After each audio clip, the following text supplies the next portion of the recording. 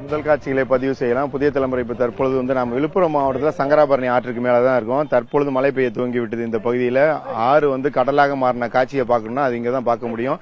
பனை மரத்தோடைய அந்த அதாவது உச்சியில உள்ள அந்த பகுதி வரை செல்லக்கூடிய அந்த ஆற்றோடைய அந்த வேகம், இந்த நீர் வெள்ள நீரான சென்று கொண்டிருக்கிறது.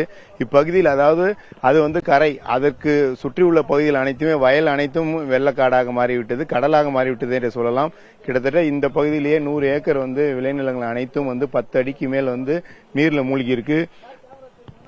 இப்பகுதியை சேர்ந்தவர் நம்மளோட இருக்க அப்படி கேட்கலாம். இந்த மாதிரியான வெள்ளம் எப்ப பாத்தீங்க? இது ஏன் இவ்வளவு அதிகமான தண்ணீர் சங்கராபரணி ஆறுல போறது? ஏன் எங்கிருந்து இந்த தண்ணீர் எல்லாம் வருகிறது? சங்கராபரணி டேம் 6 மணிக்கு திறந்து விட்டாங்க சார். ஒரு நைட்டு மழை 2011 இது மாதிரி மழை பெஞ்சுது. 2011 மழை பெய்யும் போது ஸ்லோவா 1 மாசமா பெஞ்சுது மழை. இது நேற்று நைட்டு ஆரம்பிச்ச மழை இப்ப காலையில இது வரைக்கும் 4 மணி வரைக்கும் இவ்வளவு மழை பெஞ்சிருக்கு. 45 சென்டிமீட்டர் மழை பெஞ்சிருக்கு. அதனால இவ்வளவு வெள்ளப்பெருக்கு ஏற்பட்டது. அதை பாத்தீங்கன்னா அது வரைக்கும் விளைநிலங்கள், இதுக்கப்புறம் கல்மர பூங்கா, அது வரைக்கும் வீடுகள். இவ்வளவு எப்படி பார்த்தாலும் இங்கதான் 100 ஏக்கர் மேல விவசாய நிலங்கள் எல்லாமே நெல் பயிர் தான். நெல், மரவள்ளி, கரும்பு எல்லாம் பயிர் நாசமா போயிடுச்சு.